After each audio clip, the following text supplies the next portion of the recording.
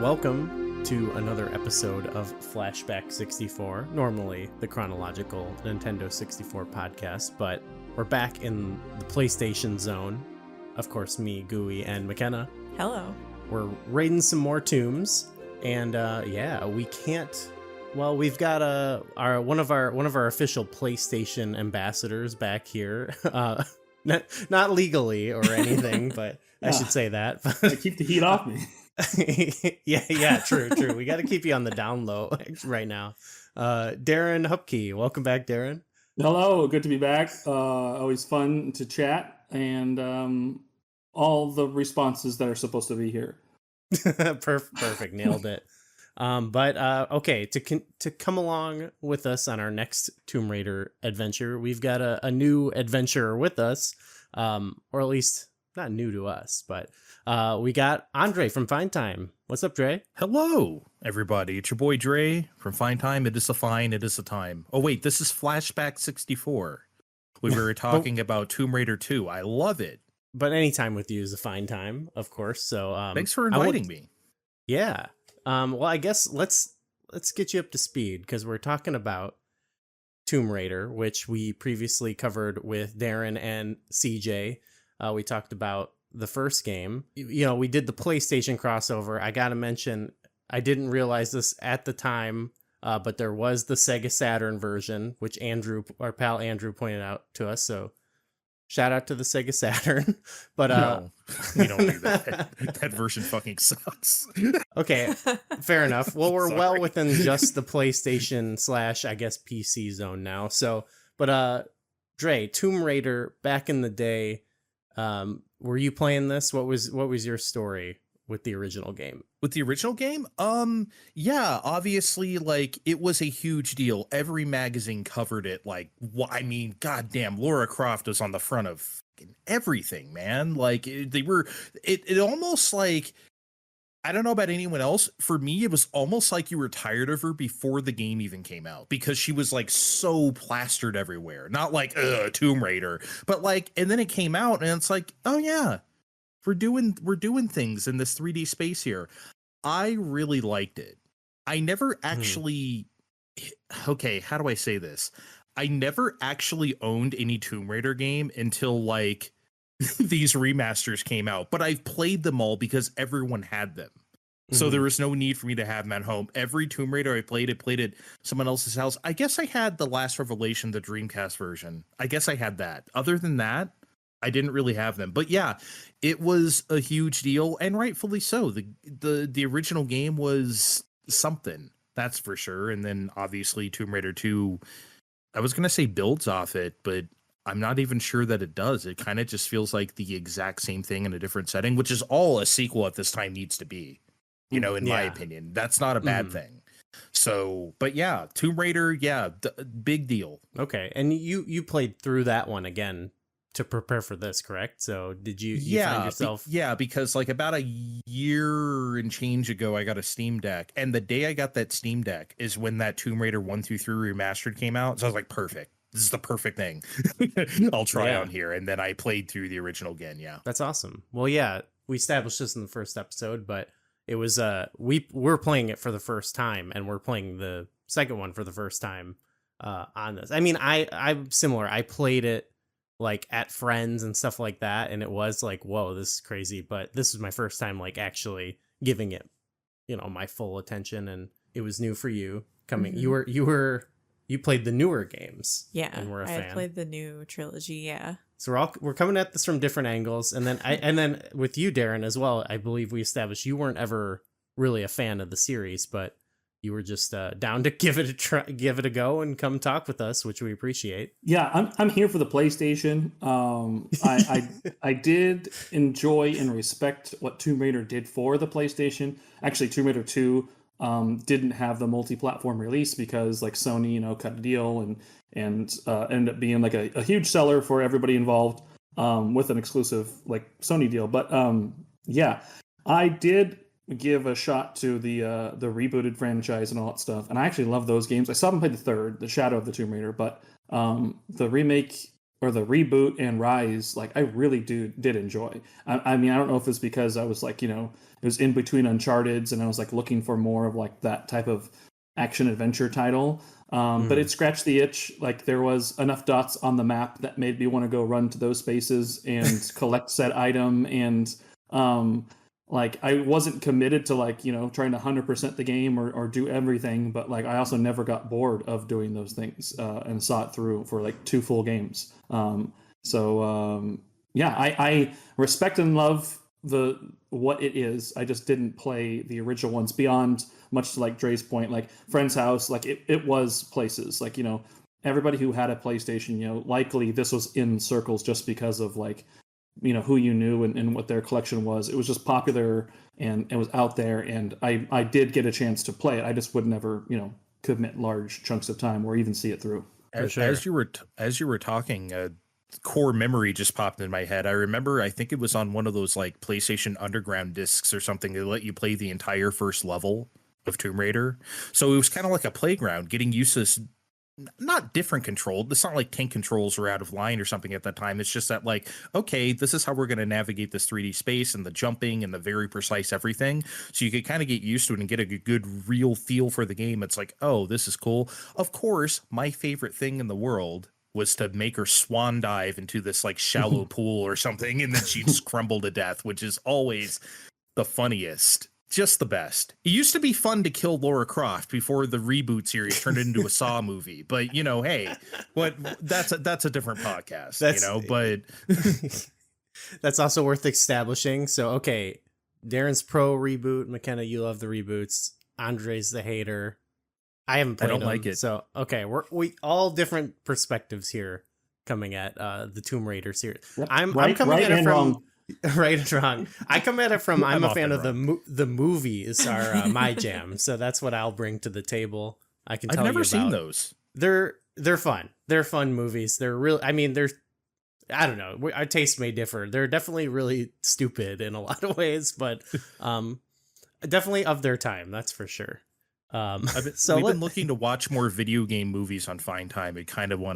I should probably watch those, the Angelina Jolie ones anyway. I think would be a fun one to do. Yeah. Those are. It's similar to the games in that the old ones are fun and goofy, and the new ones like maybe it's kind of serious in a way that I'm like, why are we doing? Okay, that's why I don't like it. But hey, I think that's another show. I think it has Walton Goggins is the villain though, so that's kind of cool, right? Really? I'm pretty sure, yeah. I love him. Yeah. Yeah, we're all pro him. Okay, good. Yep.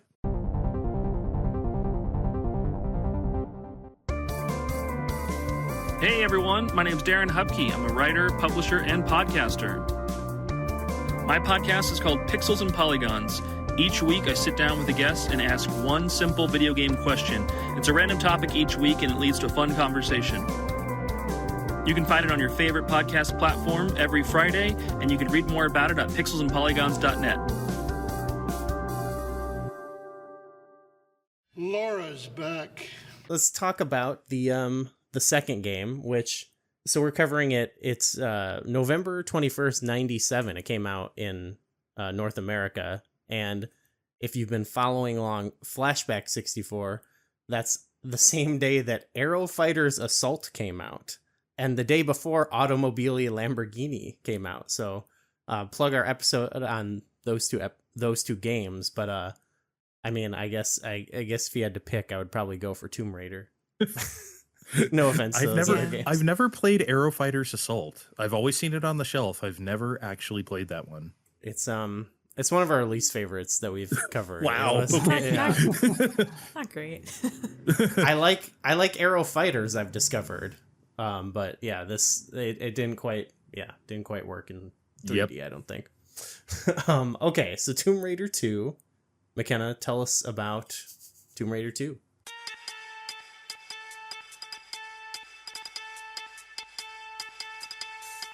Lara Croft returns in 3D action-adventure game Tomb Raider 2 with more action, more weapons, and more locations to explore. This time around, she'll go to more than just tombs. Lara will navigate through Venice, China, and Tibet in places like an opera house or a sunken ship, and will have new ways to get around, like a speedboat, a snowmobile, or by climbing. Lara is also now equipped with flares to light up unlit areas like tunnels. More combat calls for more weapons, including the M16 and the grenade launcher, as well as a harpoon gun for underwater combat. As in the first Tomb Raider, Lara will make her way through levels by platforming, solving puzzles, avoiding traps, and finding keys to access new areas. Lara will use all of her abilities to find the Dagger of Xeon, an artifact that transforms its user into a dragon, and hopefully prevent it from falling into the wrong hands. Nice. Good job. Tomb Raider plots, everybody.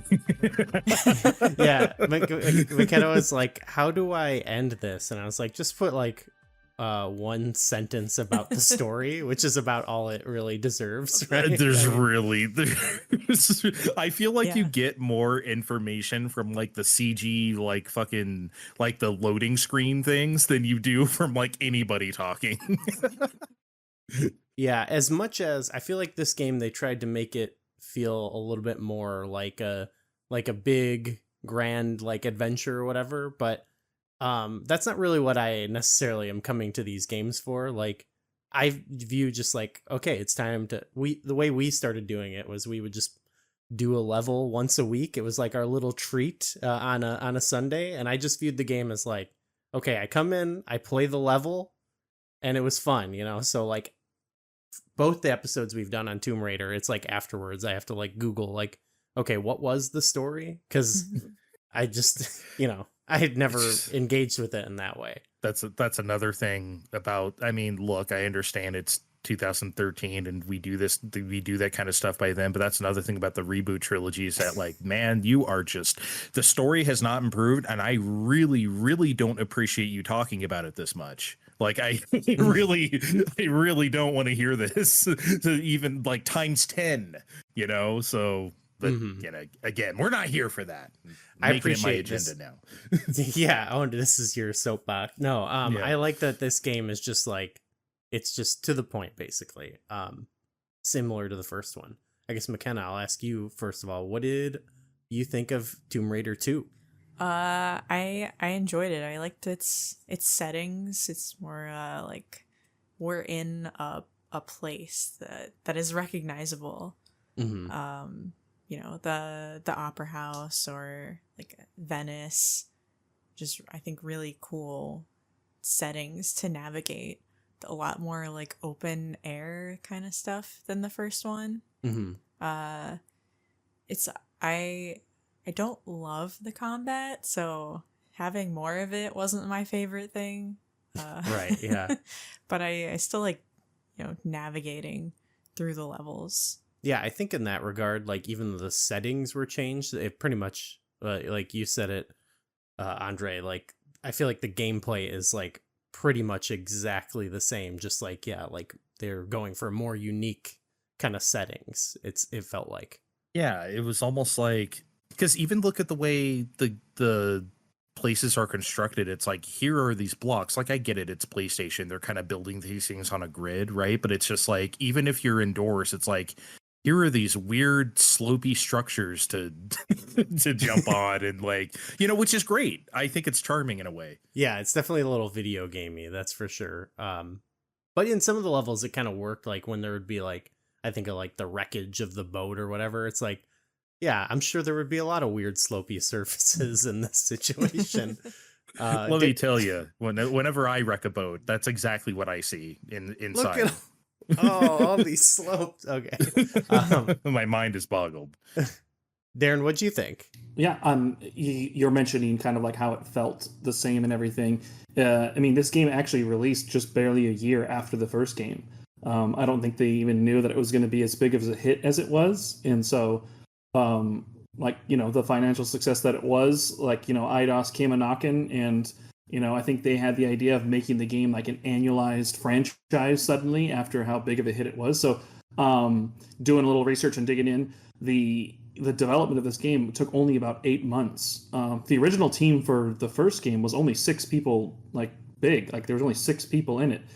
2 of them left after the first game, but they added more to kind of help like counterbalance that. But they made this entire game in 8 months, and it's because of the building it off of like, well, we've already established the tools and we've already established like what we've done with the first game. So it was like just plugging Legos in to make new environments on top of that same like engine and everything. So I think they just had the idea of like making more. Like, how do I do more? How do we make this bigger? How do we make this like, what we can within this like, time restraint and everything. I think they definitely succeeded. I mean, they refine and polish some of the things about the first game. She actually has a ponytail, so that little like dangly ponytail in the back of her head was not present in the first game, and so that's cool to kind of see that rendered out and everything here. And yeah, like I think sequelitis, you go around more environments, you go around like bigger areas, more combat, like for good or bad, like the unlimited ammo handguns just don't quite pack the punch you want them to, so you are looking for other weapons to try and like take out enemies. And but I definitely think it is an improvement. I think this is the best version of this like era and this style of Tomb Raider is Tomb Raider 2 for sure. I think that was just like before it got too big for its britches and before it could like really be watered down or like distilled. This was just like what they thought was going to be it, and well, it was the hit.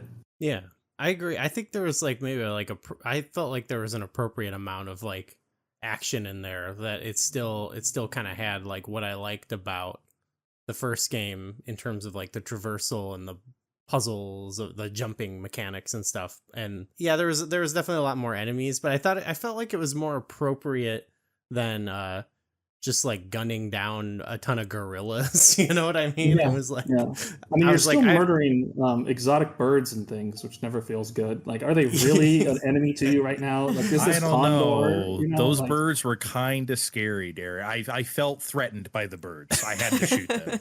I mean, you're on the Great Wall. You're on the first stage in the Great Wall, and like, yes, you come into a tiger if you take too long and everything, but otherwise you're like generally just kind of exploring. But then you pop out and birds appear, and you're like, okay, well, I'm locking onto them with my guns. Like, this clearly is something I have to shoot and murder. But would they really bother me if I just continue to just kind of explore around here right now?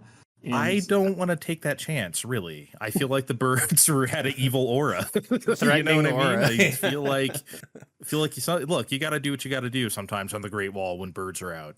It happens. Down. Everyone's been there, right? I think even the first game, you were talking about the development, I think like the first game too, they were pretty crunched. So like then having to turn around and do this sounds exhausting. And I think I had read one of the people who had left was like the creator of the character. Toby Garrett. Yeah, Toby Garrett is Okay. the one who designed like Lara Croft essentially, and was the person who was well regarded as it was their game and everything. It was a team effort and everything, but they were the the Of driver course. for it. He actually didn't. He wanted to do more of like the marketing and stuff of the game, and like I guess had like drawn up. He was an artist as well, but like drawn up like promotional posters that were like movie themed and like movie inspired and stuff, and really wanted a hand on that. But IDOS like took control of that and like sexualized and like obviously pandered to like the target audience of the era and everything, and that's part of the reasons why he left. Like he felt like he lost control of like the baby that he helped kind of create, and like he never envisioned her to be like this this icon for like little boys everywhere to like oogle after and everything, which isn't. I don't want to shame anybody for having their fun with the games and enjoying what they've got and everything, but like, if anyone here thinks Laura's really hot, that's fine. We're not That's your boy yucking any Dre. yums. Don't. I don't intend to yuck any yums there. But the developer, that's part of what like kind of turned him off, and the crunch of the development and everything, and so leaving because of that. But yeah, the crunch of development of this again in like another 8 months they had this game developed. One of the designers had a divorce. Like their wife left him because they essentially didn't see them at all. They were in like a central 24/7 crunch for so long that they just didn't even realize that they had a partner, and they never saw each other. And when they would, they'd just be exhausted at home. And so this game ended marriages. So I hope it was worth it. I don't know. You kind of made but honey, I made Tomb Raider 2. Yeah. Who gives a fuck as she just throws her lipstick at him and shit? Yeah, it's just Harrowing story, yeah.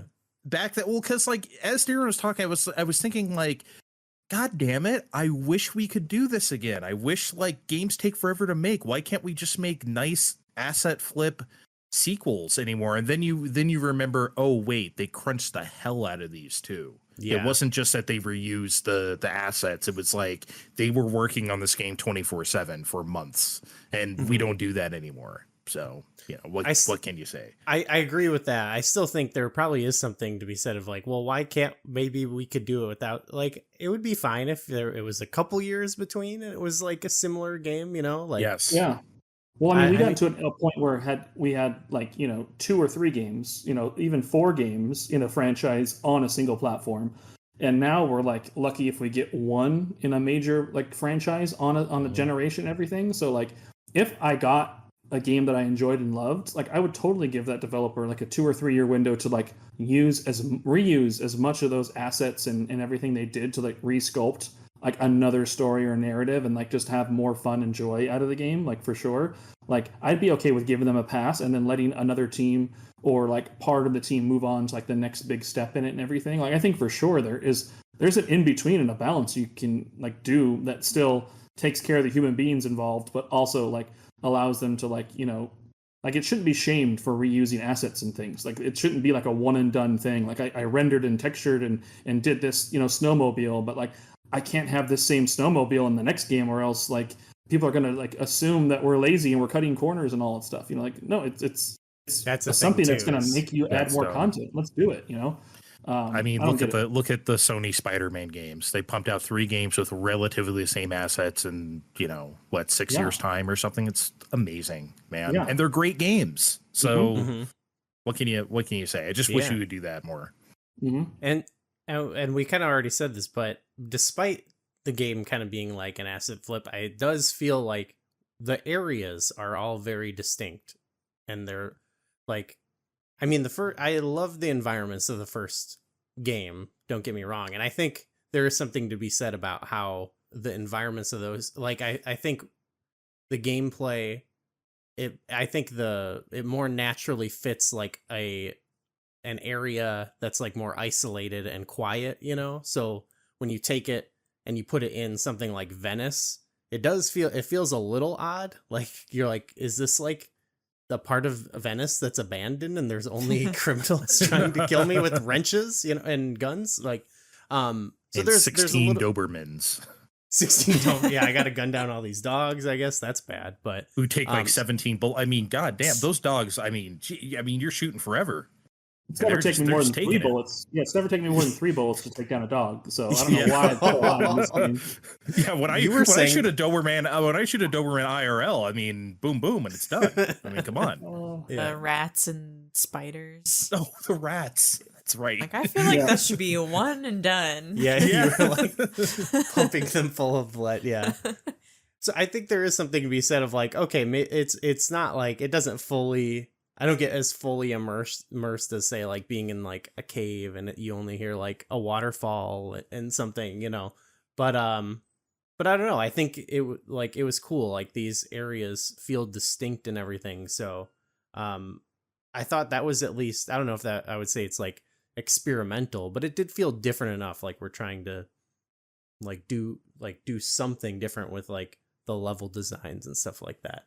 So, I mean, yeah, a lot of these areas stick out. I want to talk about, we don't have to go through it chronologically, but just starting it up in the first level, where you're climbing around. It feels, you mentioned this, McKenna, it feels like the first game initially, right? Kind of the more cavey area, more enclosed, natural. kind of environment. And it's like, oh, this is the Tomb Raider you know and love. Uh-huh. But then there's like that part where you go out onto and you, I didn't realize at first, like, oh, this is the Great Wall. Like it zooms out and you get this epic shot. Like that was like, I actually went like, when that happened, I didn't know that it was the Great Wall of China that I was at. And it really is like, you mentioned the open air thing. It's like, oh yeah, it's going to be like this as well.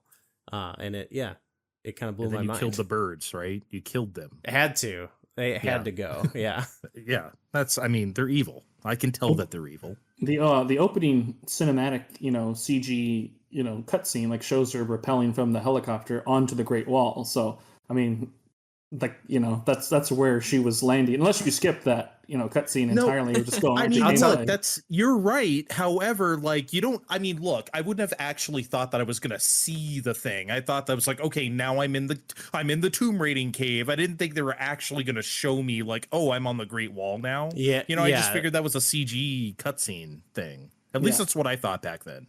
I like the little hint of like the technology, like the cinematic side of it. When she first starts to walk, like it cuts up and you see the helicopter flying away that she just repelled from in the cutscene, knowing you're at the Great Wall. And I like that the camera like pans down, you see that from her perspective and everything, like gives it more of a cinematic feel. And then the same thing, like once you finally enter out into it, it has like that, top-down view, potentially bird's eye from those evil birds. Maybe it's POV or something, but evil it is cool. Those little cinematic flair like touches to it, they were adding that.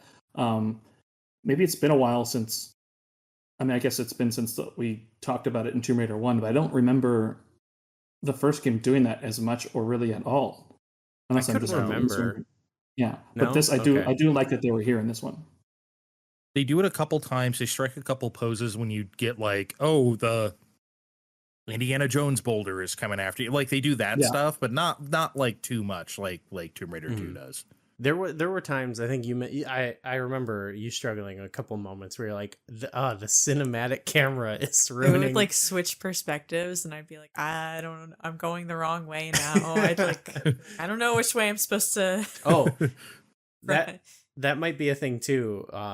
We talked about this in the first episode, but you were playing the remaster. You're doing the modern controls. So for me, I'm like, I never had this issue because when the camera switched, I'm like, I'm still running forward. I'm just hitting forward. Yeah, that's tank controls, baby. Hold up. You're always going forward. Love it. But I get, that's just an unfortunate circumstance, I guess. I like that me and Darren went, oh, at the same time. Can you do that? I think when we first played the first game, I started with the tank controls, and I was just like falling behind you because I like couldn't translate it fast enough to be able to navigate. Like it would just be like that split second longer that it would take me to react to something. Yeah. And I would just kept dying. There's weird like things though we discovered with, I think we talked about this in the first one, which is like there's specific maneuvers that you're supposed to do that in the remaster or whatever, like you can't do them. It's a little weirder. Like just doing her there were some things I had to figure out. Yeah, there's times where you had to like pull out your guns just to like make her. I had to pull out my guns to hop backwards. Yeah. What? So that's weird. It was like, yeah, I don't know if like there was a button like combination, but when she's playing, you hit down and she just turns around and walks down as opposed to like doing her little back hop. Okay. So and we couldn't figure out like, is there like a way to like other than going in and switching the controls for a second? So the best thing we figured out is just pull out the guns and she'll start doing it. I'm all for like the quality of life improvements on games like that, but like this game so clearly like was designed and required like those movements. Like, cool, let me give myself a hop back so I have the full runway to get my like run and jump, and I know I'm going to move exactly like 3 cube lengths at the apex of my jump to grab that ledge and everything. And the jankiness of those tank controls, like they were fine then, but like it was also a part of like the mechanics and the design. Like you knew like that little back hop was going to take me a half cube length away from the edge, or do it twice and then I'm back there, or let me bump into the wall to like recenter myself 90 degrees away so then I can do a little turn and shimmy and everything. Where like modern controls, yeah, probably felt a lot better, but then they like take you out of the ability to like mechanically do what the developers wanted you to do, and so it's like trading one problem for a secondary problem. It was only like it was like Yeah, it didn't happen too often. But when it did, I was like, well, you should be playing with the tank controls. Well, if you use the real controls. Sometimes I wouldn't even know what it was. She'd just be like, oh, I can't get this thing. And I'm like, well, you're probably supposed to use the tank controls. I was definitely I was bullied, yeah. Hey, tank controls bullying is great. You know me, I love the tank controls era of like, all those action games. Well, they're not action games, all of them, but Resident Evil, Onimusha, whatever, right? You name it, Dino Crisis. I love them shits. So when people talk shit about tank controls, I'm like, nah, baby. We're not doing that in this house, the House of Dre.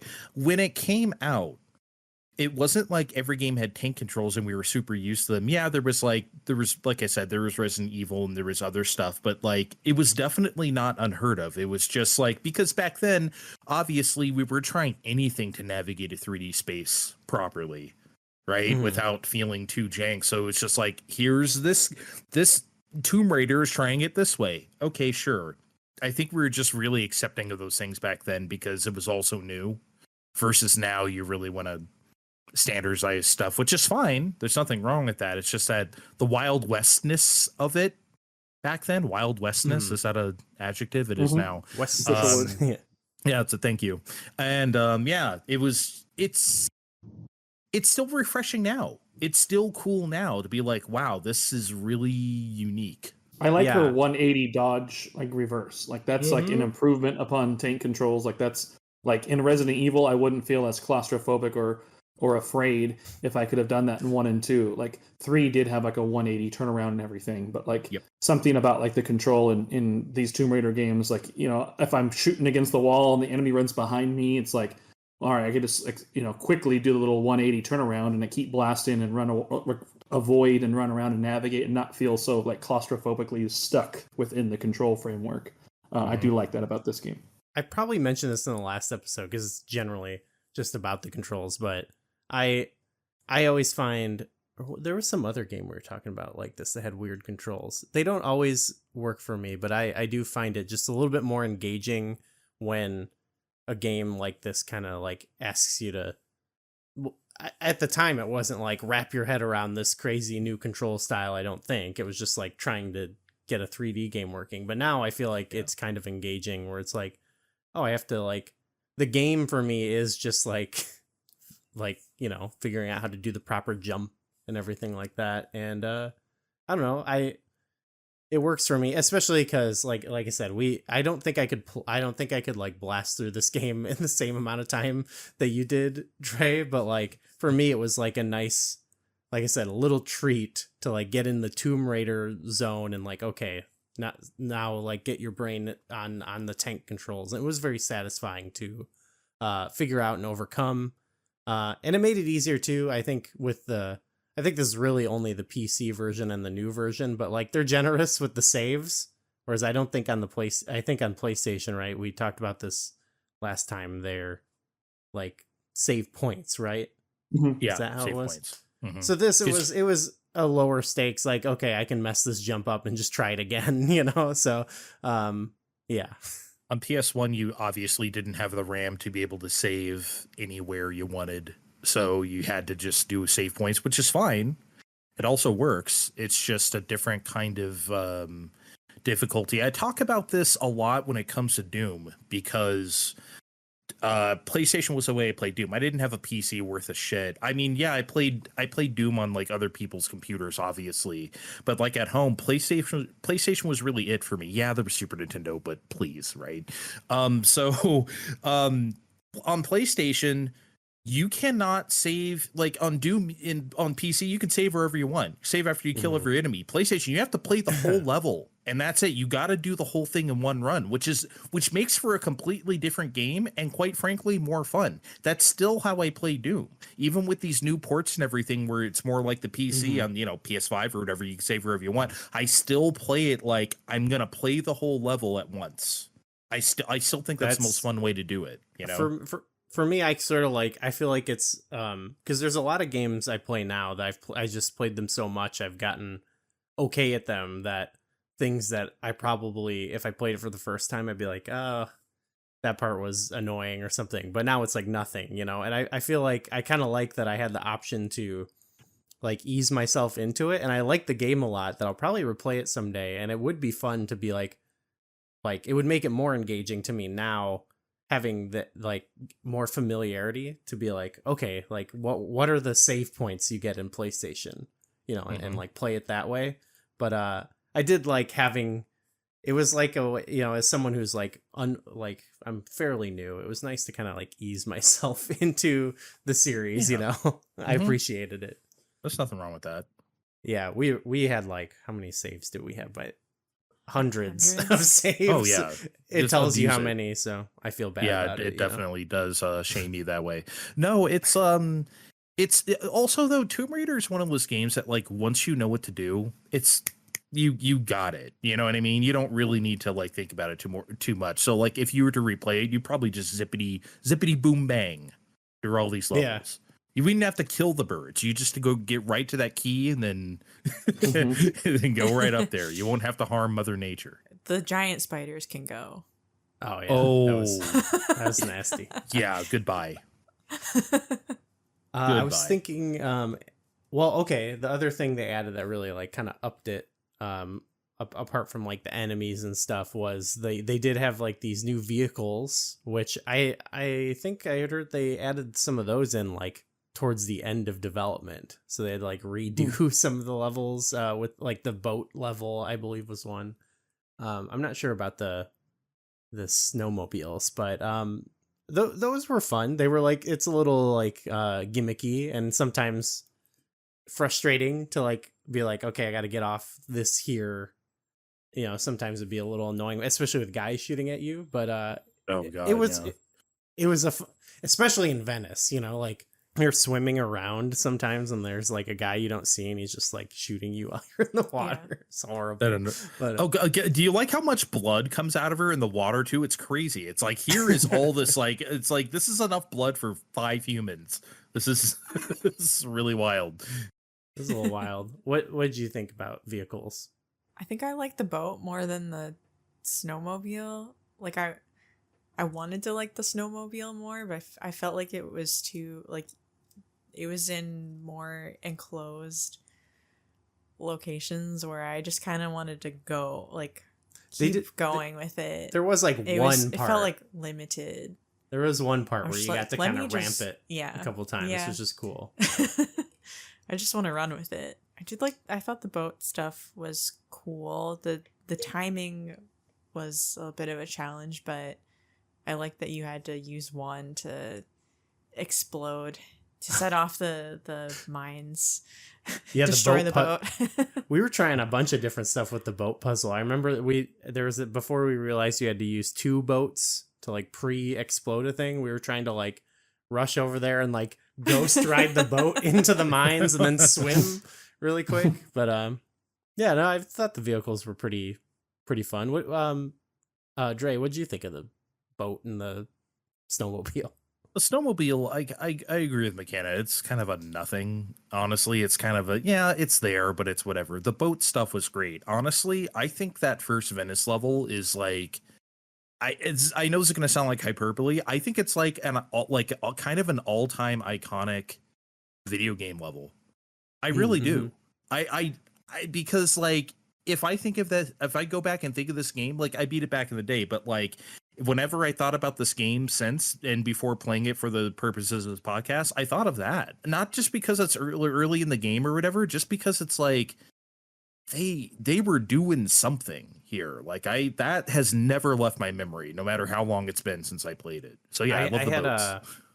I had a coworker that he asked me like, what have you been playing? And at one point I was like, I Tomb Raider 2. I've been playing Tomb Raider 2. And like, that was he had asked me about it multiple times. You're like, what you been playing? And every time I say I play that, he's like, that's the one with the Venice level, right? Like, so that's his, I think he played it back when it came out, and that's like his long-standing memory of the game, which makes sense too. It's like the second level, and it's like the first time where you're really doing something totally different and unique. Yeah, it was crazy to see it for the first time. I wonder if that's part of it, like with it being the second level. Like it's like, you know, where even a casual person at least got that far, you know, and whereas like, you know, like enough people, like it's not the starting area, but it's the memorable area because the, you know, it opens it up. There's verticality. There's like go back and forth, like puzzle mechanics and stuff like that. Like it is memorable in its design of what Tomb Raider is at its essence type of thing.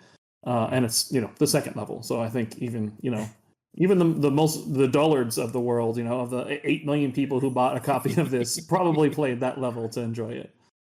Sorry, dullards. Man. Any dullard out there? Sorry for the insult.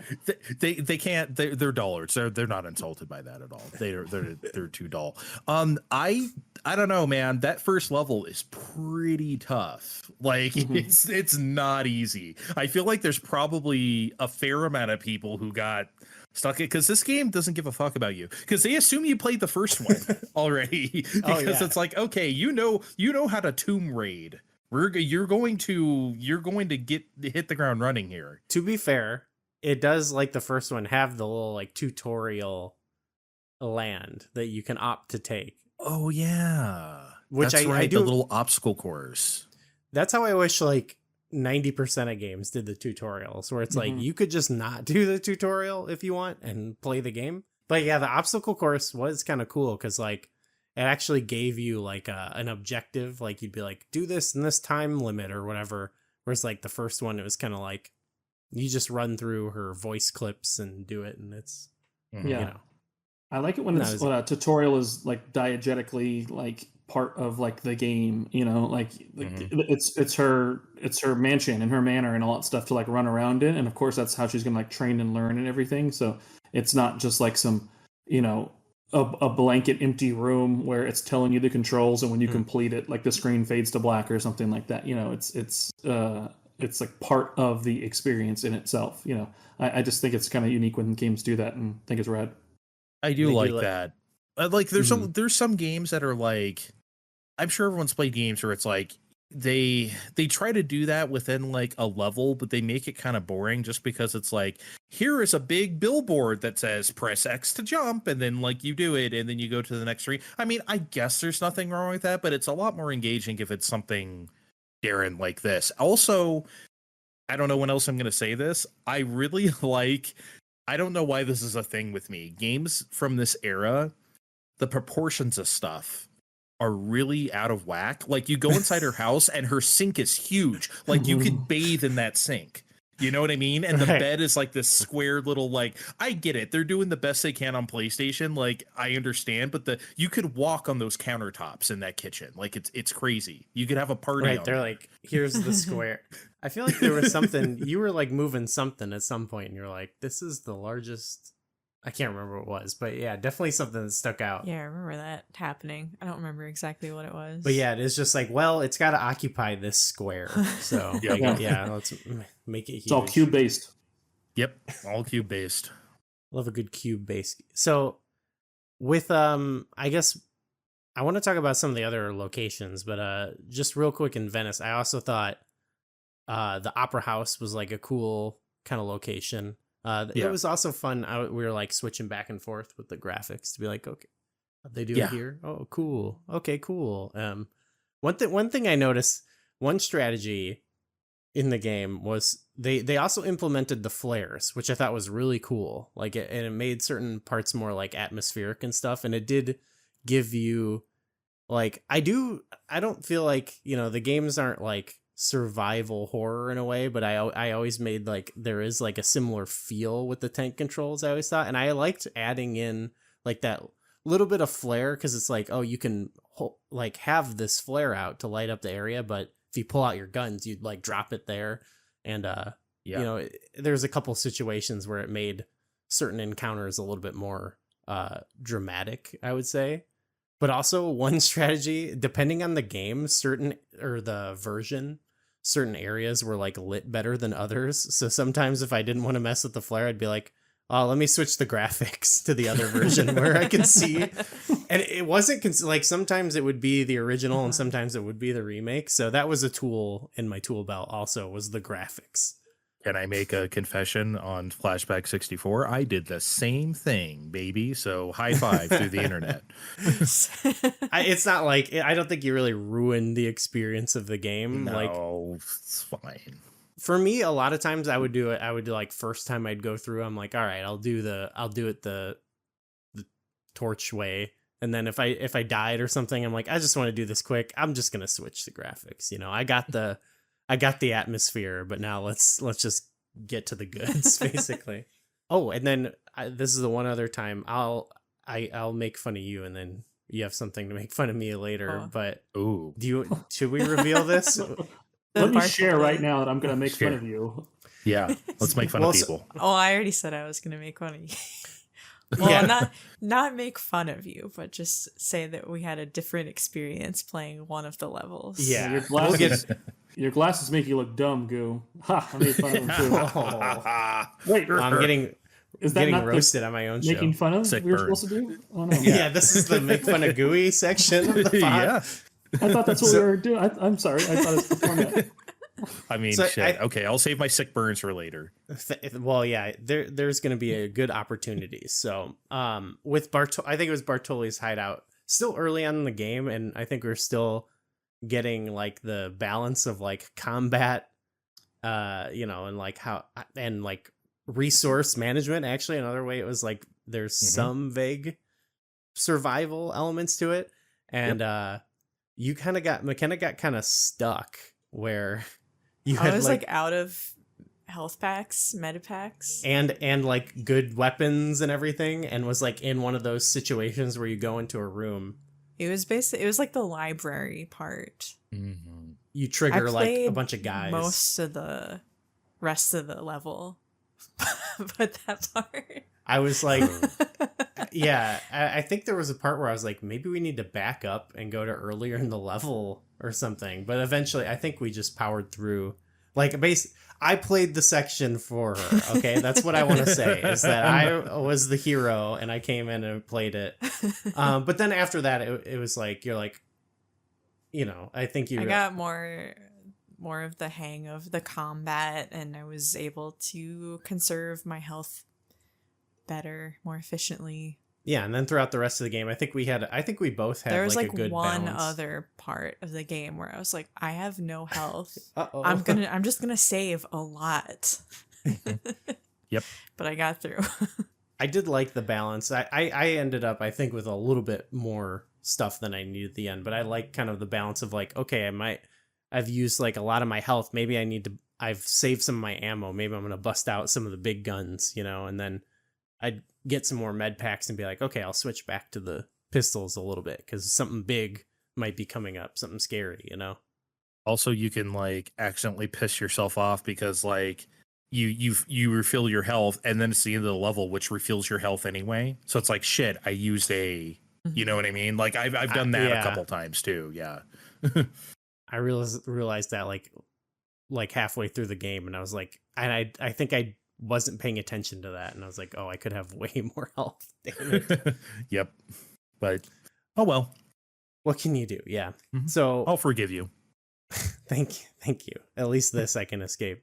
So you spend a decent chunk of the game like doing like boat stuff, but not the same boat stuff, like underwater boat stuff. That kind of blew me away too, was like how there was like a whole section of like getting to this wrecked boat, and then like 3 whole levels that were like, or maybe 4 levels, right, that were like making your way up this sunken boat, which I thought was like sick from a vibes point of view. We were talking about it was a little bit like Poseidon Adventure, yeah, where you're like making your way up the upside down boat. Yeah, I don't know, that was a really cool. I mean, the underwater was interesting too. I guess that was another new weapon. What Andre, what'd you think about like using the harpoon gun and killing sharks and stuff like that? That was incredible. I'm trying to think of the game that you did that. There was an arcade game I played back in the day. This is a connection I made in my 15-year-old brain at the time, where it's like I was underwater and you were like I don't know if anyone knows the Namco game Rolling Thunder. It's like a side-scrolling kind of action shooter, but like it was like a rip-off of that or something made by Data East. I think it's made by Data East. If anyone knows what I'm talking about out there, please tell me. But I used to play this game. I used to harpoon all these guys underwater or sharks or something, and it was just like, oh, now I'm Lara Croft and I'm a hot girl and I get to do that. It was very exciting. Anyway, no. I liked all the boat stuff. All the theming in this game was super on point. Like all of it was great. And I love that they broke it up. It wasn't just like here's one big boat level, here's one big Venice level or something. And I get they probably broke it up for reasons of like RAM or whatever, but like at the same time, yeah, like they feel like very distinct things, you know, and it was a very fun sequence of things to go through for sure. Probably the best part of the game, if I'm being honest. I think that was more than like the story. Like that was the most that I felt like I was on this like continuing adventure. It was like, oh, I got through whatever the wreck or whatever, but now I'm in the living quarters. You know, it really did feel like I was like ascending up. Yeah, Darren, any thoughts on this sort of area of the game? I do like just from like the design standpoint. It's not like each level is the only chance you're in that environment and then like never again revisit it or anything like that. It was cool that like they were like leading into each other, and even like, you know, the end of Venice when you started again on the hideout, you were still kind of outside getting out of your speedboat, going inside the building and kind of moving from there. But like yeah, all the boat stages and like leading into like the wreckage and all that stuff, like it was just neat to see the environments grow and change, but like not just drastically. It wasn't jungle level, snow level, you know, cave level, and like, you know, that's it. Like it was themed for the game for a reason and everything. It was tied to the story, and again, you know, maybe we were skipping through some of those cutscenes and we weren't quite sure what was going on, but like at least it let us like, you know, narratively kind of see where she's going, like just through the environmental storytelling. I think the only one that kind of just like is sort of abrupt is when you get to Venice, because it just kind of, I don't know, to me it just kind of happens. Yeah. It's just like, whoa, wait a second, okay, I guess I'm here all of a sudden. But yeah, all the other ones make a lot more logistical sense, I think. That is a good point. But I was watching the cutscenes, okay, but it was like, I'm not saying I'm just not sure. I'm saying anybody in general, you know, who could have skipped them could at least have seen where the game was going and everything. Sure, including you, gooey. I did like yeah, that you would be like talking to some guy or whatever, and it's like, okay, now you got to go here, and like, you know, you get on like the plane or whatever. Like it did feel very natural the way the game flowed, except for I think I agree with the beginning. It is like, okay, Venice now. What explanation do you need? Like everyone wants to be in Venice. Like that's just a sick video game location. Yeah. After you shoot a couple birds at the Great Wall of China, I mean, who doesn't want to go to Venice? Like directly after that. Yeah, vacation. Yeah. The divers were also like kind of a cool new enemy. Honestly, a lot of people like things in water. I would just try to get out of water and to murder them while yeah, I think I had like panicked too much to really do much damage with the harpoon gun. Like I try to use it and be like, I don't think I'm doing anything to them, and I just swim out as fast as I could and find a spot where I could shoot at them. Yeah, we were watching something, and it seemed like some consensus was like, oh, a lot of like the weapons and stuff they added to the game, people were like not into, or at least like one thing we watched, and I was like, I could see the harpoon gun, but everything else I thought was pretty sick. Like I was happy to use Uzis or whatever. Mm-hmm. All of this is definitely a net positive, if you ask me. All the weapons for sure, even the harpoon. You gotta trust the harpoon, McKenna. You gotta. Okay, you know the thing in therapy where it's like you fall backwards and you let your partner catch you or something. You know, to trust the trust fall, right? You have to trust the harpoon gun. You gotta believe in it, you and gotta fall backwards into the harpoon. Onto the harpoon. Everything will be fine. Like, even if they're not that exciting, I mean, I think they are varied here, and I do think that they're worth kind of messing around with and everything. But I just, from a game design standpoint, it makes sense to at least give you some variety. So it's not just like making jumps and like jumping over traps over and over and over again. Like having the chance to like swim around underwater, like navigate the harpoon gun with a shark, and then as you find that pocket of air and you emerge from the water, then you start exploring another environment where you're jumping block to block and solving puzzles. It mixes it up, just like the vehicles. Like they weren't either one of them were necessarily exciting, but at least it, like from a pacing standpoint, it tried to like vary things enough to like keep you engaged and interested in what was happening, like next to next. I think Uncharted does that in a really good way, where there's like some on rails moments, some vehicle moments, some like like landmark moments, and then the in between game. And as long as you like sprinkle through all of them, hopefully your attention span's never broken and everything. And I think that's what this was doing X number of years before a game like that, multiple generations before a game like that could happen. It was still trying to think about like the timing and pacing of what a player was going to do and not give them too little or too much of something while keeping it interesting.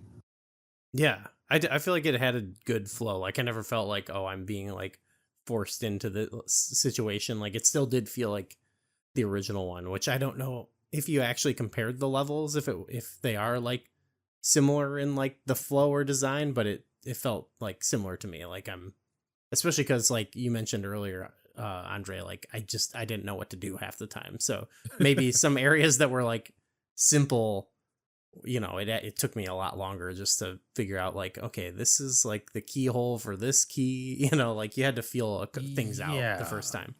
Yeah, especially because Tomb Raider 2 is a lot more puzzly in that regard of like figuring out where to go. Okay, this connects to this. Okay, I need to open this gate so the boat can go through here. I need to drive the boat through this path to get through, like all that type of shit. It's not that the first game doesn't have that. It's just that like Tomb Raider 2 makes a big point of it because it's open, right? You're doing these much more open environment things versus like, again, not that the first game is linear. Maybe that's what I want to say right now. Maybe this is kind of a hot take, but like I kind of like the first and second Tomb Raider games like equally. I know like everyone thinks like the second one is pretty superior.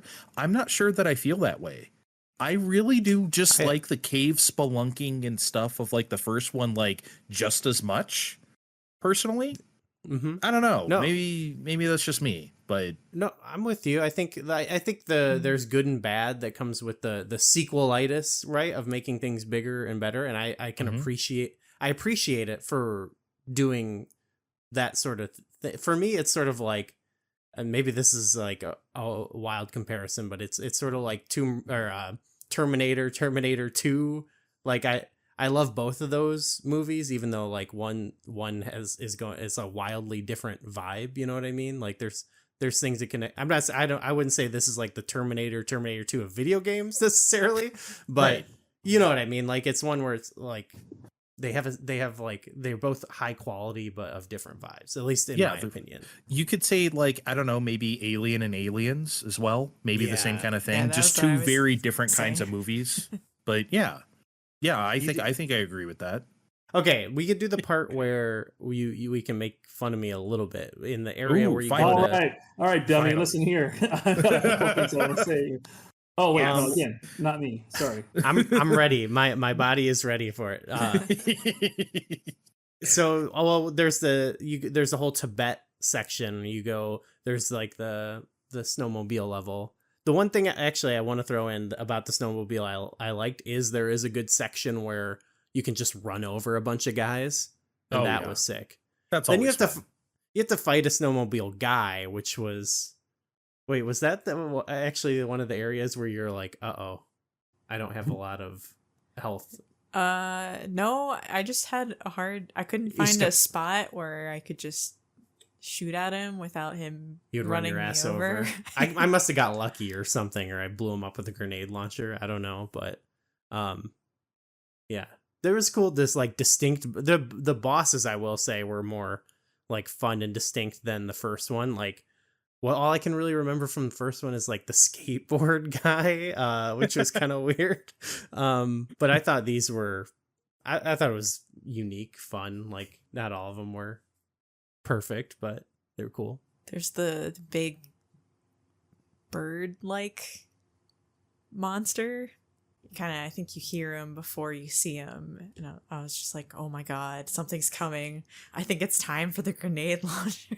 Yeah, you were like, we were talking about that while we were playing. I was like blowing up something, and I was like, oh, I don't remember what it was, but there was like some enemy that was like tough for you, and you're like, oh, this enemy's tough, and I'm like, I just blew them up, and you're like, I'm saving these for later, and you're like I read that there's something later.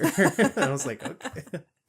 I love that feeling though sometimes when they know you, like especially in a game like this with resource management where it's like, you know, like a Resident Evil where it's like, here are 3 shotgun shell boxes and here are 2 mag clips. It's like, okay, here we go, motherfuckers. I'm about to, So I love that. Sometimes this game will do that to you. Because like sometimes you'll kill a guy and you'll get like 2 shotgun things and like I think it's like, okay, I think it's time to pull out the big boys. A dragon is going to appear here very soon. Mm-hmm. It turns out the dragon wasn't so bad, I would say, but we're getting ahead of ourselves. Yeah, the part that was like I felt so dumb was the monastery. We had totally different experiences with that. Yeah, some of us took a pacifist route. Some of us. So Darren, speaking of unnecessarily killing. I didn't want it to be like this. So there's the part where there's like the monks where if you they will help you, or at least they'll like kill the bad guys and not you unless you shoot them, then they'll all try to kill you, and it makes the level way harder. Did either of you experience this? I didn't. No. I've never tried to kill them. No, okay. I did not. Well, I mean, I knew you could, but as soon as I did, I was like, oh, wait a second, wait. I probably don't want to do that. I did not play through to the end. Personally, for this, I'm going off of my historical association with it. I watched some. I just watched a lot of like videos and everything of it. I just played through like.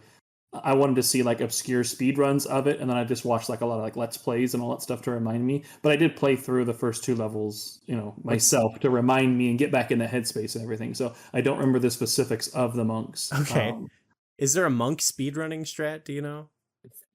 Just don't kill the monks, I assume. But yeah, well, there's some really cool. I mean, in the speedrun stuff, there's like these corner glitches that they exploit a lot of, like standing and clipping right through the corner and like gets them out of bounds and falls through the floor to like other areas.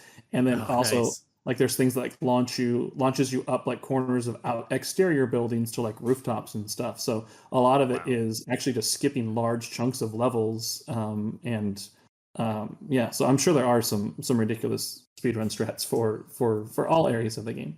I accidentally glitched something.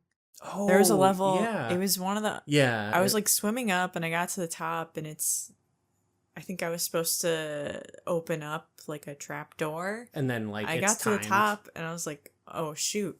But I somehow went through just it. Grabbed the ledge and went through the floor. I was like, I don't know what's happening now. Am I supposed to be here? Do I need something from before?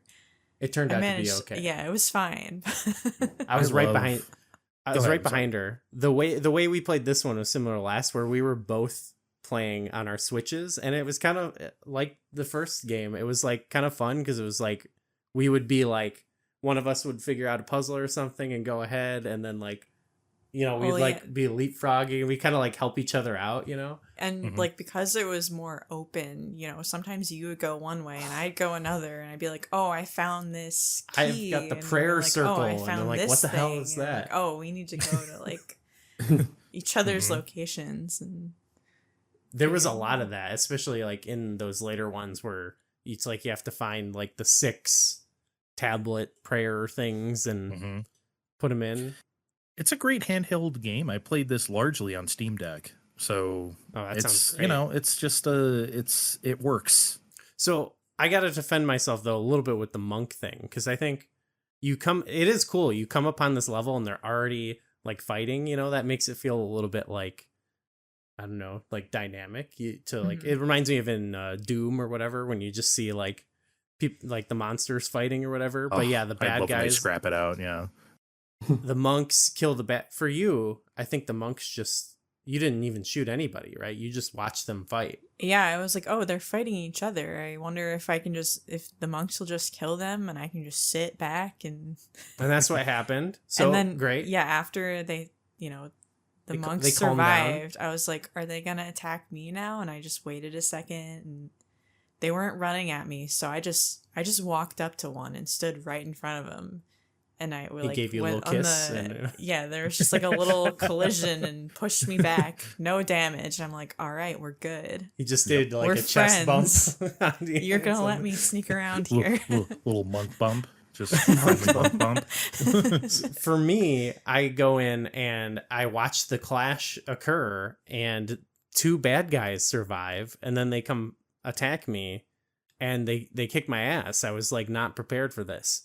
So I was like, okay, I guess I got to get involved in this fight and try to shoot them, like, and make sure like I kill enough so that, when it's over, I can take on whoever's left. And I didn't, since they were the ones that survived and attacked me, I just assumed like that's the only way out of this. So I go in and I'm just like, I'm auto locked on somebody. I don't know who. And I just start, firing. And so I just gunned down everybody. And then I accidentally saved over like any part of that. Cause I think you looked it up like a second later. Cause I was like, oh, the monks are killing me. And, so then I just had to play the whole level. It was kind of fun. Cause like I had a little bit of, ammo to spare. So, I had to kill every innocent monks. I would look over at your game and there's some rooms where there's like 8 of them just hanging out. And I'm like, I'd be fighting like all these enemies, like the actual bad guys. Just walking. And I'm like, God, I wish I had the monks here. Like, but I sent them all to hell, like you're worse than Nathan Drake, just killing hundreds of monks in this monastery. Jesus Christ. That's how I felt. Yeah, I was like, wow, well, this game's a little, there's already, stuff people say, but I was like, I don't feel great about this, but I gotta survive. You're playing the same remaster I am. They do have like what I like to call the Looney Tunes warning of, hey, some of this stuff is not okay anymore. And, but we're just going to present it as it was because that's how the games were made. So, yeah, they shouldn't be able to. Yeah, you can't hide from this, I don't think, No, and the obviously pretending that it didn't happen or trying to cover it up is worse than, you're acting like you didn't do it, right? So you may as well just present it as it is. So, yeah. I don't know. Look, it's probably not for me to say, yeah, some stuff in this game is a tad problematic. It was the 90s after all, but it wasn't like, some other stuff out there that could be a lot worse. Like the warnings they're going to have to put on the Gex trilogy when they release those. Oh my goodness. Yeah, we're gonna call it on our show like the like clay fighter ick, basically, that you get from some of the characters. Yeah, I never totally like, I know in the cutscenes there was like maybe some guys with weird accents. Maybe I couldn't tell if those were offensive or something, and I'm like, I'm sure they've got all this like Chinese mythology and stuff, and I'm like, I'm sure this is weird in a way I don't know. There is. I was 13 when Gex came out on PlayStation. I remember playing it. I thought the Asian jokes were cringe at the time. So, like, wow. I can't imagine now. Like, I haven't played that game since then, but, like, oh, baby. Like, so, yeah, it probably deserves those kind of things. I'm glad that they release these things like that, though, and just put up a warning and say, hey, Tomb Raider fans, maybe not our best work sometimes, but, what can you do? Yeah, I think, you should address it. You shouldn't be able to sanitize it. Like, you know what I mean? Like, yeah. Yeah, because it happened, I think Shadow of the Tomb Raider tries to address some of this stuff. I don't think it does it totally successfully. I remember there being like discourse about that, but I was playing it and I was like, okay, like they're discussing this stuff, but it's also like, okay, but what are you gonna do in the next game? Like, how do you continue to engage with this if you've decided that certain things are that's problematic? Because we can talk a little bit about the new ones, but you've mentioned like what you say is like, you know, the tone's different. And you're like, well, it's like a prequel about her becoming the Tomb Raider that we know, but now it's presenting this things where it's like, should she become the Tomb Raider? You know, so Yeah. There was this one line that she has that I like. Oh, that's like the one line I remember from the game. After I've just been like going around stealth killing a bunch of people. Like I guess you could get through without killing anybody, but there's also these creatures that are running around killing all the enemies, and she like comes up on a group of people that are freaking out, and she goes like, what are these people so scared of? After I've like murdered a bunch of them. I'm like, geez, I don't know. I don't know, Laura. Maybe use that noggin. There was like a feeling I had. I mentioned when we watched the Netflix cartoon, and in the first episode, her like mentor guy, they like go to a tomb, and there's these guys who are like trying to protect it from people taking the thing or whatever, they're like violently defending it, and the guy's like they get the guy down or whatever, and he's like, you gotta kill him, Laura, like, or whatever, and she kills him or whatever, and then but he dies or whatever. This is not a big spoiler. This happens in the opening. This guy dies, and I'm thinking later, like, oh, like I was like, this guy's gonna come back later as like a villain or something, you know, because like these guys were like, hey, don't, and it was like her mentor, and he's just never there again. It's not really addressed, and I'm like, oh, okay, well, that's kind of weird way to start. That is weird. The show, you know, the show overall was it handled stuff like in a more like okay way, but you know, like they would they even go to like some place and they're like, oh, this is kind of like a false representation of this and stuff. So anyway, this is off topic of this game, but no, that's important because that's part of the Tomb Raider thing. It's stuff we didn't really think about back then. You know what I mean? That like we definitely do now. When we watched, like, there's a series of videos that talks about like the real life locations. They're on YouTube, and I believe they got the voice of Lara Croft to like narrate them, and they're kind of interesting because they go through you know, the real locations, but I also like the videos do a good job of pointing out like oh, this iconography, it could be like this thing, or it's most likely just complete bullshit, you know, like they just pulled this from nowhere and said, yeah, this is like a Chinese thing or whatever. So I like that they did that. That wasn't affiliated with the game or anything, but it was cool to see them involved with that. But sorry, I killed all the monks, but I had to get down into the to the ice palace or whatever. So, you know, it happens. Yeah, I'm running through this Let's Play video in the background, and no monks were killed. They're assisting Laura here all throughout the Bargang Monastery, and no monks have been murdered in this playthrough. So yeah, I think that's that GUI strat. That's a GUI strat. Monk murder. Well, next time I play, I'm gonna befriend them, okay? Unless they remember, like, we know what you did. There's some trivia here. Playing the remastered version on New Game Plus will make the monks hostile from the start. So that's GUI mode unlocked. Wow. Okay. Yeah. Yeah. I'm just saying, I played the way people got to work for to play. Yeah. you did it from the beginning, okay? Yeah. You were a no trendsetter. dullards here. I love the word dullard. It's so good. This is an anti-dullard podcast. Maybe the first 2 times I've ever actually used the word out loud. But you know, hey, it's recorded now, so it's dullard is a fantastic word. Fantastic. We're putting dullards on notice right now.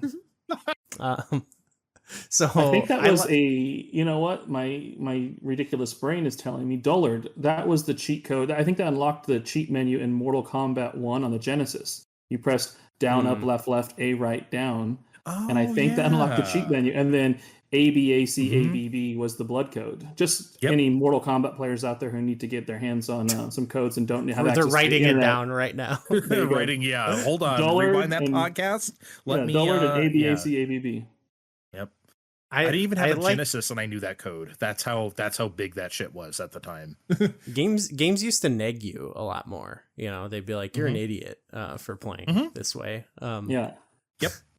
And I mean, you mentioned this game kind of dunks on you a couple times. I feel like too at the end, like these last few sections, especially like the like floating islands level, where it gets super like sort of abstract and weird, like climbing around all these green islands. That got a little and like those big like the terracotta soldiers that come to life and attack you. That was that was a section I was glad to still have some grenades, because like they were like every time I killed one I was like, I really hope I find some more ammo and stuff soon, because they took a lot. They were pretty good about ammo in this game. Usually games like this can be a bit stingy or haphazard about it. I feel like they were very careful about like, here are some more Uzi clips, here are some more grenades, here are some more whatever, where I think, again, like I think a lot of games in this era are just kind of like, oh, whatever, if they use them, they use them.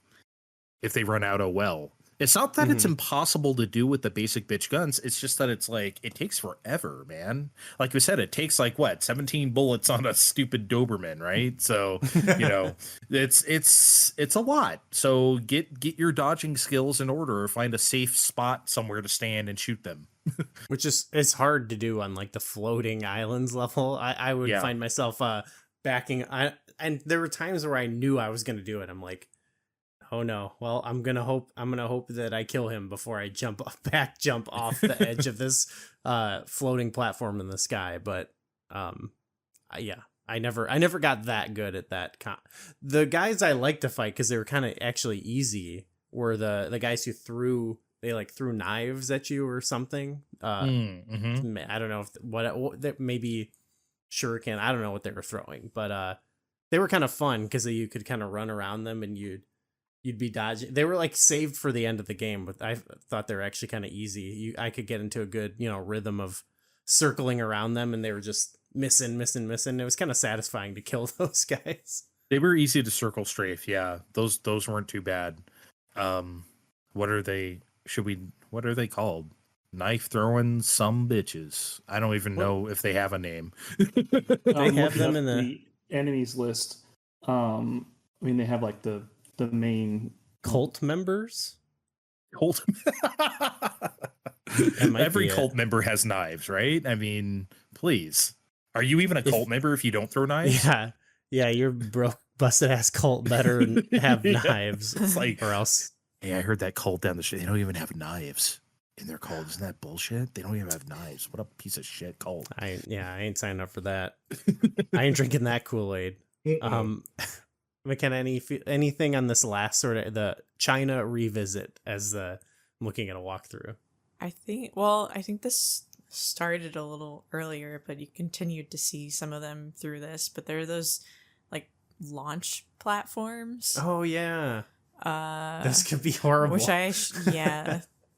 Which many times caused my death. If I wasn't going in the right direction when I got on it. Just keep falling back down and getting damaged. Yeah, they have some mean sort of like traps in this. I felt too, like when you get to that last part of the floating islands where there's all the like there's so many, they throw so much at you that it's like, well, first you have to turn off these, but then this thing will come kill you, and then you have to jump into a flaming wall or whatever. Like, it's great though. I really love the way that stuff is designed. It's just a super well designed game, and for being such a short turnaround, even for the time, a short turnaround, the fact that they had their level design chops so down pat was kind of incredible. Actually, it actually shouldn't have been this good, but it was.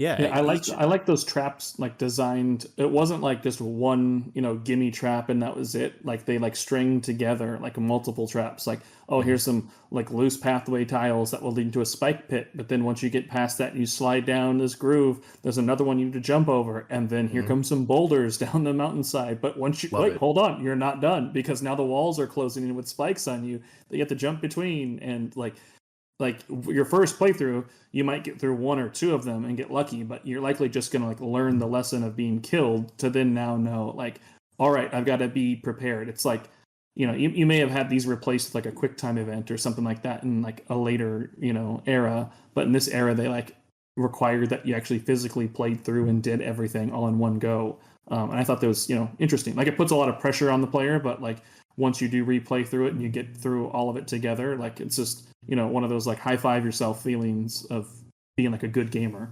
That's what's so good about these. That's why they're so fun to return to. And I'm sorry, I really try my best not to be the guy who just shits on AAA games, but at the same time, like, think about what this game, like, you are raiding these tombs, man.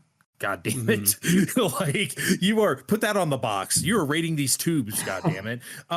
It's just with all the climbing and all the way you do the climbing and shimmying around and jump puzzles and stuff, it's like, think about what you have to do nowadays. Fucking stupid Uncharted. I'm sorry, I know people like Uncharted, but I don't. But it's like where you just like climbing for days and it's just not satisfying in this in a way that like Tomb Raider or other games had it. Like, it's just not, to me anyway.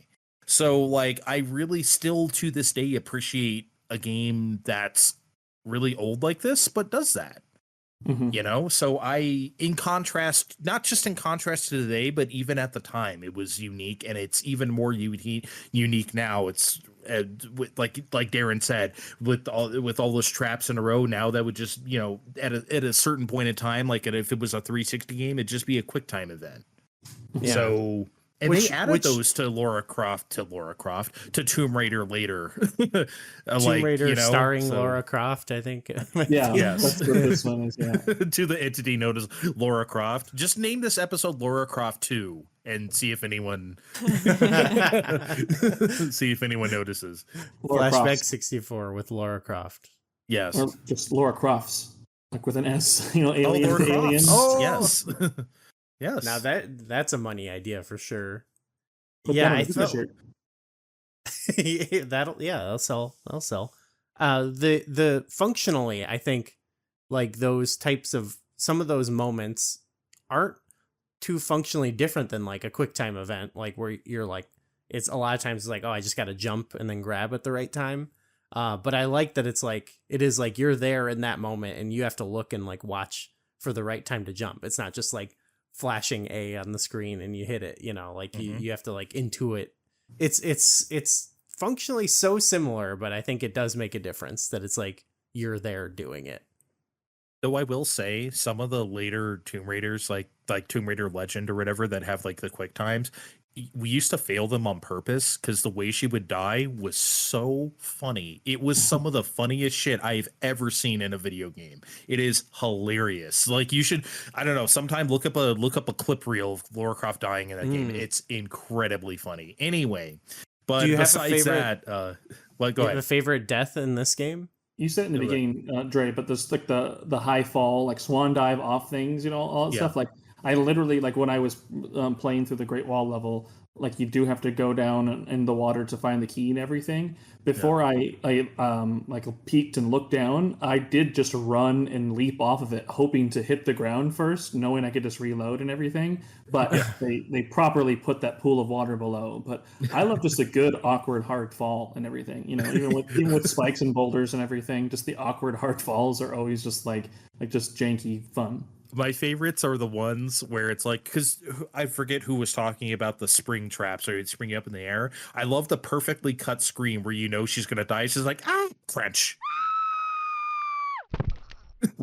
I like when it's like, like it happens long enough to get her to scream, but like it's not far long enough that it's like that long. So it is just exactly. Like, yeah, that's perfect. Exactly. Yep. It's perfect. It's so funny.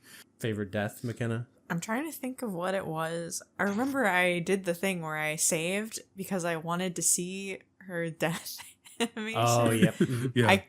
I can't remember what that one was for though. I like that it like there were certain ones where like your health would deplete, but she'd like keep going for a second and then she'd be like, "Oh, I'm dead." Yeah.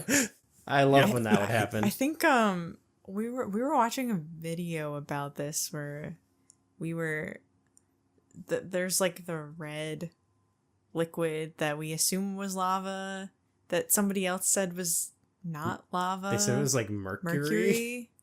I was like, it looked me. like there was like fire popping out of it, and you would get damaged when it flew up. But I remember we were saying like when she falls into the lava, she does like the drowning animation. Yeah.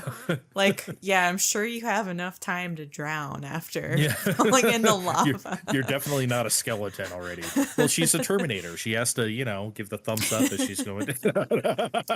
One other thing too with it happens a couple times in the game, and there's a few times where like there's a couple like jumps you have to do that you theoretically could have done in the first game, but they never make you do. At least I don't recall like having to do like a specific jump like that, unless I'm wrong. But one, I felt like at the end there was one where you're holding on to something and you have to backflip and then turn around and grab the other ledge. Do you remember, Dre? Like, did that ever happen in the first game? You'd be like climbing a ledge and you have to jump off of it and then hit the like 180 button and then grab a wall behind you. Yeah, I do not remember that happening in the first one. The Tomb Raider 2 with the jump puzzles, as we should say, like that. I mean, like they are definitely more intense. I don't remember specifically doing that in the first game, though I wouldn't be surprised if it made you do that, since that's a lot more of the, mechanical, the way you get around in that game, because there's no vehicles or anything like that. They want you to do a lot more of that stuff, but I think that stuff's fun, figuring that stuff out. I definitely didn't mind that stuff at all. I thought it was neat. Yeah. I think maybe because they added climbing here. Like in the first one, you could just like climb up one obstacle, but this one adds like the like ladder surface type climbing. That's so you're right. spending time moving vertically. Mm-hmm. By the way, I love that you could just climb the bookshelves in the library. You could just climb them. It was like, was awesome. I guess I can just do this. Yeah, they're mounted to the wall, so it's 100% safe. Yeah, totally fine. Totally fine. There was a couple of times where I was like, oh, the way you do this part is like you have to do like a side jump or whatever. Like I like when they throw one of those at you, but you will if you want to have a your own real life death animation, if you crawl on any shelf in my home. Threat? Yeah. If you want to come over and die, if you climb on any shelf in my house, they are not mounted to the wall, so you will not be able to climb up them Lara Croft style. Every time we've had a shelf, my wife is very particular about it. She'll have like the wall mount like pieces, and she's like, "Here you go, Darren, go ahead and do that." I'm like, I've already got it built. Like, it's gonna be fine. There's no reason to go that far. I don't need to do that. And I've never mounted a shelf to the wall. Maybe I would never do that. Yeah, it's just not necessary. Just don't let the kids go up. Yeah. Yeah. I mean, we were watching them anyway. We were helicopter parenting them around those things. Like, don't climb up. But don't show them Tomb Raider. They might get ideas. Yeah. It's very it's very influential. Kids might get bad ideas from Lara Croft. I had to think of one death animation I really liked. It was like anytime something big, like either the Yetis or the Yetis, the terracotta soldier guys would kill her. They'd just like lift her up real high, impale her sometimes.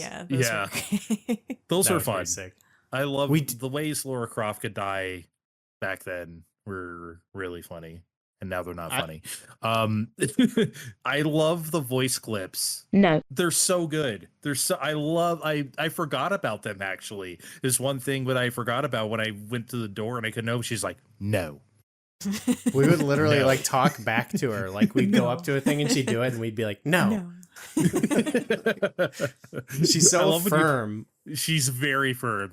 She means business. Like, no. She's not even going to tell you I don't have the key. She's like, no. It's like, okay.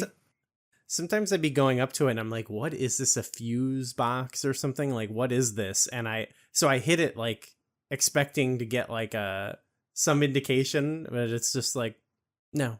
I'm like, all right, fine.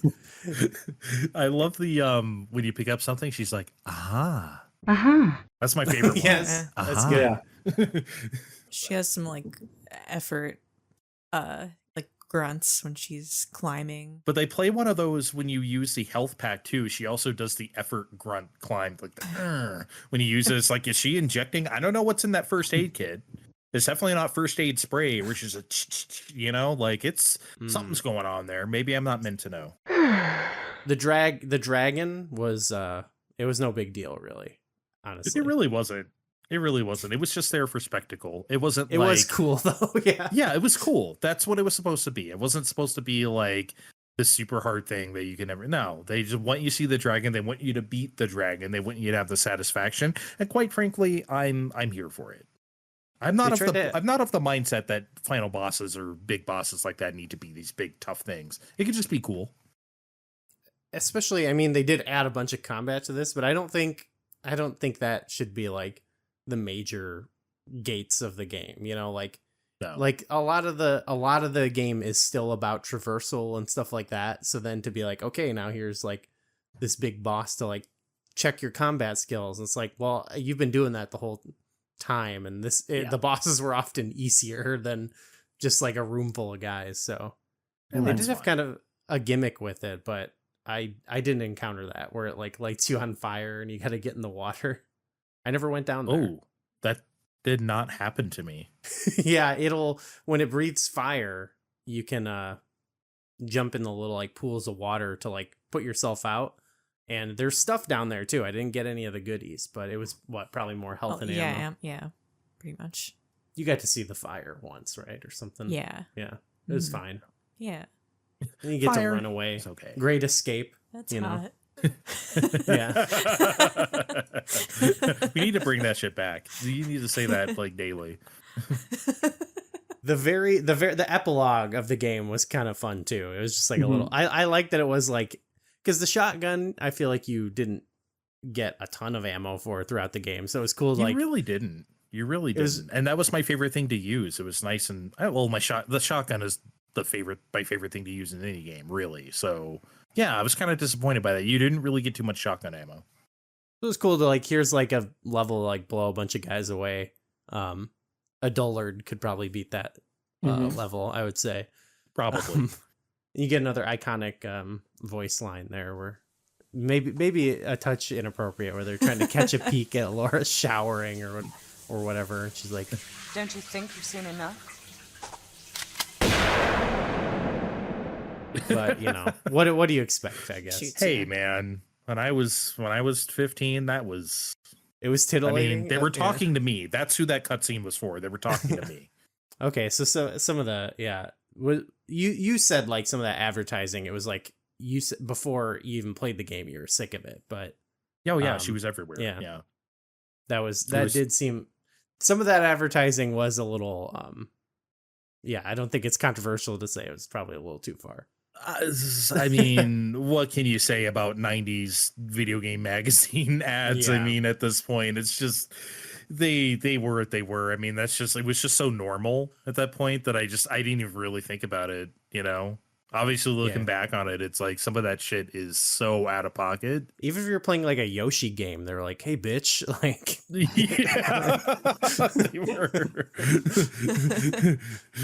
what are you, a pussy? Buy Yoshi's Island. Yeah, they was so aggressive. Like, it was just like, it was kind of a lot. But that was the 90s. That's for sure. Lara Croft, she's hot and she'll shoot you with a gun.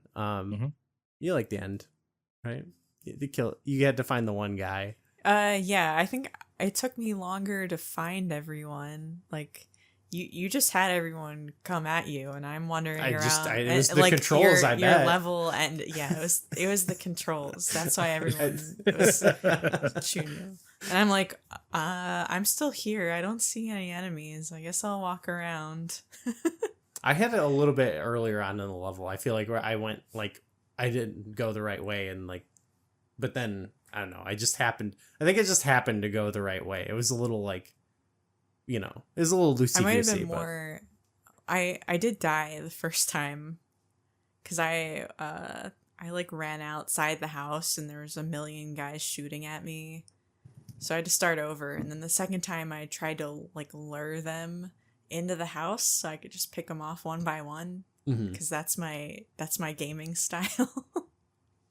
You'll say that every time we play a game. Oh yeah. I will, if I run into enemies, I will retreat to a safer point and just pick off enemies one by one. Or / the me. beginning of the level. It'll be like you'll be so far into a level and you'll just be like, all right, time to run back off. You're like, goodbye. Like it's gonna take them like 10 minutes to get to you. That to be fair, But that's then I not had why then I that had was to your issue go this time. walk around. I had to like walk all the way around the house. You started going in like the hedge maze, and I was like, I don't think you need to be. I was in like, here. I'm not gonna walk through here. I know you didn't go through here because Yeah. it didn't take you forever. But How- you got it. How have we gotten this far without talking about the butler? The butler's a champ. I was gonna say something earlier when we were talking about the tutorial. Yes, that was a nice touch. Everybody loves trapping him in the freezer. That was the best. See, okay, that's what I wanted to ask you about, because that's what we did when, as my friend who got it at the time, we trapped. That's immediately what we did. We trapped him in the freezer. I was wondering if everyone did that, or like if I guess that's like a common thing everyone did. I think we had that demystified for us because I think it's such a I think anything we like read about the game, like someone would like even like at least like throw it in as like a funny little like, hey, remember you could do this. So I didn't get the thrill of like discovering it for myself, right? I don't think you did either. It was like, oh yeah, you can open the freezer or something. But yeah, we definitely did it because at that point, wow, how can you not? Yeah, you got it. It's tradition. I did it too in this remaster. But it's just funny that everyone arrived at the, like, we didn't see anyone else do that. Me and my friend, the game had just came out, but we decided that's the thing we needed to do. We needed to trap the old farting butler in the freezer. So I don't know. They knew what they maybe were just doing with that. Yeah, I don't know. Maybe all of us people who played at the time just decided, you know what? That's what the butler deserves. That's what he needs. He deserves it. It was like it is like a nice little touch because it doesn't really add much to the game, really. He's just there in the tutorial and he follows you, but I don't know, it just added a little bit extra flavor to the game. It was Gotta do it. We were compelled. The one other note I had was she's got outfits. She's got multiple outfits. She's got like the underwater outfit. That felt so cool. scuba. Like when you load it up and you're in like just the scuba suit or whatever. I was like, it was like, I don't know, that little extra touch was like, oh, this really heightens that vibe, you know. Mm-hmm. She got like a jacket in the mountain. Yeah, the Tibetan snowy levels. Area. Yeah, the jacket to stay warm, but the shorts to stay hot. Yeah. You know, like, what's the choice there? That's Gotta stay exactly hot. right. Gotta stay hot. Yeah. The addition of the fits is cool. That's something I'll bring. That's something I liked about the movie. That it made it feel like, because I think part of the pitch is like, oh, what if it's like Indiana Jones meets James Bond a little bit, and so like they have that in the movie where she'll be like in the Arctic place, but she'll have like this long, like awesome looking. It looks like if you combine like a winter coat with like the Matrix or something, like a big ass trench coat for a winter coat. So yeah, like she's got to have cool fits. She's got I love that. Gotta have the drip. Otherwise, you know, are you really Lara Croft? Final detail I'll add that we didn't know about till today. I didn't know there were T-Rexes in this game. You in the first level. Yeah, in there's like a hidden area you can go to fight some in the Great Wall level. Yeah, that was cool. Like I feel like, you know, I mean, I guess it was already a thing in the first game, but I'm like, you got T-Rexes. I would have, you know, I wouldn't been able to resist just like having them in a level or something. But I don't know. That's cool. That's like a really nice reward, I think. I'm not even sure that I knew about this. I got to be real. I don't even think did I? I'm not sure. What was the area? It's like where there's the first big there's the zip line, which is also a new thing in this, right? Yeah. But yeah. That's the first zip line. There's a way to like jump down and find a secret area. There's You have T-Rex. to like jump back and grab a ledge and go around. before you take the zip line. Yeah, so And it just leads to like a dragon, little secret dragon treasure. There's a whole ass dinosaur at the Great Wall of China. Okay. Who knew? I guess they knew. I mean, if you It's ever go history. visit there in real life, it's there. I mean, you Yeah, can for see sure. it. Yeah. Absolutely. Yeah, you can't disprove that. That's for sure. Prove me wrong. We kind of talked about it in like how the development of it was and everything, but there's some videos you can see on the tools they made, but like the level editor they used to put the tools together, like in engine and everything. It's almost like a, you know, designing a skate park in Tony Hawk 2 or like a Mario Maker style thing. Like it let them put it together like in real time and play test it.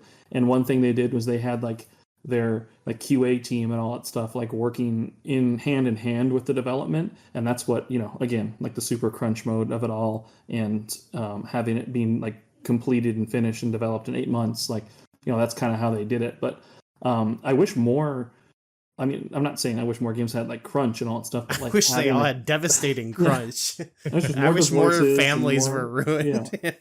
But no, if more games like brought in like the QA teams to like, or like had at least like engine and development like paths that like allowed them to like kind of play test and do those things in advance, because then you can real time respond and change things, you know, as the developers need it, and there's like this give and take to it, rather than developers like spending all this effort, time, and energy producing something and then handing that off to this team whose whole job is like, okay, go through and try and break this, see if you can clip through things or jump through things or do anything unintended from what we want to do, and then you build this giant punch list that we go back through and do all over again. Like, I don't know, there's something cool about the fact that they were able to kind of do that on the fly and like with each other, and, you know, not make it too much work for either one of them, besides the impending failing marriage and, you know, other things that was happening in the background. Hello, we are Kirby Conversations, a podcast on Kirby, along with other adjacent subjects like Smash Brothers, HAL Laboratory, and other related Nintendo games. In each episode, we take an in-depth, well-researched look at a Kirby topic, drawing on our decades of experience playing Kirby games, creating Kirby-related content, and working in and around the video game industry. I'm Sean Douglas. I'm a theater and video game journalist. And my name's Bridget. I'm an online Kirby commentator and collector. Our team also includes photographer and Nintendo ambassador Kai, Captain Dangerous Parker, and Gigi, the editor-in-chief of Wick Kirby. Join us for deep dives into Kirby's history, interviews with industry professionals, and even inside looks at Nintendo, as together we explore all things Kirby and HAL Laboratory. You can find Kirby Conversations on Apple, Spotify, or wherever you listen to podcasts. Okay, well, cool. Yeah, it was a lot of fun going through Tomb Raider 2, and they pumped out the next one, I think, in 1998, which Sure did. we literally are entering the, you know, the hollowed amazing year that is known as 1998. Trey. That's bait. Oh, Yeah, please. so I have one request. You know, as the official PlayStation Is this about ambassador. Candle in the Wind? Okay, no. I got my candle that went out. But as the official PlayStation ambassador to Flashback 64, I don't want to play another Tomb Raider game. I'd like to play a game that I personally enjoyed and everything as well at the time, to be able to dig up some core fun memories and all that stuff. So lots of 1998 goodness. You don't necessarily have to do Tomb Raider 3, but if you do, and I will be there if you need me to be there. But yeah, maybe some other cool 1998 gems, you know, can pop up for the PlayStation to represent. Just saying, just throwing it out there. Yeah, I do feel bad that this is like we've talked about Cardinal Sin, you know, like, but I feel, and Criticom, but I do feel bad, yeah, that we haven't had any of the classics on other than Tomb Raider. We're gonna cover 3, and maybe we'll just, you know, we'll let you but yeah, maybe I'll get with you. I do want to, you've earned it playing 2 Tomb Raider games. Like, I think we need to do some of the other PlayStation classics for sure, like Fighting Force. Jesus Christ. I want to say, Dre, the same developer, okay? Core was working on Fighting Force simultaneously with this game, and put you can out, tell. You know, yeah. Okay. So, no there's a Fighting opinion on Force that 64. one, but There's a Fighting Force 64, so you will play it and you will love it. So that's fine. Ugh. I'm gonna have to actually get from you like your top games on there, and we'll have to go through some. There's obviously some big ones that it's like, if we're really doing the like we're kind of contrasting or whatever, comparing some of the things at the time, there's some games that it's like we would be doing a disservice if we didn't talk about, we've got 1998 is going to take us so long, the way we're doing it. So plenty of time to play all those games at some point, I think. So, well, Darren, thanks for coming on and talking about Tomb Raider again, against your will, basically. Not against my will. I've been No. doing it for the show, doing it for the flashback. Tomb Raiders or Lara Croft's was a good time. Lara It's always good to talk. Lara Croft's dollar sign. That's a hip hop record. Oh hell yeah, that would be a great alias. That's rap definitely alias, on yeah. No Limit Records. Okay, plugs. Darren, what do you want to promote? I mean, Pixels and Polygons. You got my podcast where I've got a lot of these folks who have been on it multiple times now at this point. Thank you. Pixelsandpolygons.net is the website you can go to buy my books, 32-bit library series of books, and the Retro Game Zine series of zines. And yeah, I mean, at my patreon.com/DarrenHupke/shop, I use that to like sell the stuff digitally. So if you want to buy digital copies of those things, those are also available there. Yeah, but that's kind of it. Pixelsandpolygons.net and the podcast. And yeah. Postcard reviews are awesome. Oh yeah. Love I those. just mailed out the latest batch of those for this month. That is part of the Patreon. You know, $5 a month. You get free copies of Retro Game Zine every month, and once a month I mail out a postcard with a single screenshot, and on the back is a full review of the game. So it's the world's smallest periodical and the world's shortest video game magazine is what I kind of call it and treat it as. So it's like a little one and done thing that I'm just kind of picking from the ether on games that I love from growing up and all that stuff and retro games. And yeah, that's something you can check out too. I love those. Yeah, I just updated my mailing address so I can get them And sent to the right place. I have it as well as your legal name. It's on the card. Yeah, and ready to please be say mailed out that today. right now. I will not say it. Okay, good. Thank you. Okay, Trey, thank you so much for coming on. Thank you. What do you want to promote? What's going on Fine Time, and what's going on with you? I'm not nearly as cool as Darren. All I have is a stupid podcast called Fine Time.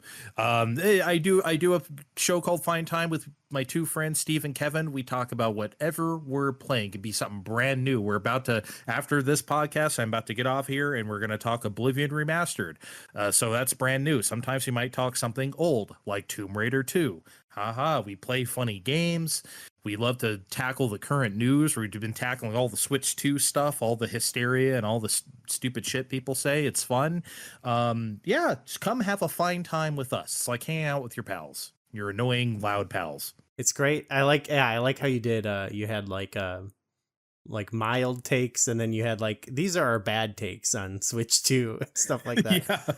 Yeah. I remember hearing a couple guys, I was like, yeah, that was a bad take, but it was like, you can't, it was like the 8 Mile thing where I was like, well, I can't say anything now. They like, they said it already. Kevin's bad Switch 2 take is that he thinks it's too big, which is the dumbest thing I have ever heard. I love That's like that, one yeah. of the worst takes he's ever had. He thinks Switch 2 is too big. I support his right to say it. Can you travel back in time and maybe hear him say the Switch 1 is too small? And so you're like, well, he then what is probably it? said that shit. So it's like, come on, dude. Whatever. Anyway, It hurts my big hands, the Joy-Cons. So, have you ever held a Steam Deck? I briefly, I think. Yeah, it felt good to me. It's a chonker. It's huge, but it's good in the hands. It's really good stuff. Good hand feel, yeah. Good hand feel. Anyway, yeah, Fine Time. Look it up where you get podcasts. Yeah, it's a great show. Well, cool. Yeah, thanks again, both of you. That was this was great. McKenna, good job. Good job, Goo. You killed it. And yeah, thanks everyone for listening. We'll see you whatever we got coming next week. I have no idea, but you'll enjoy it. Thanks. Bye. Bye.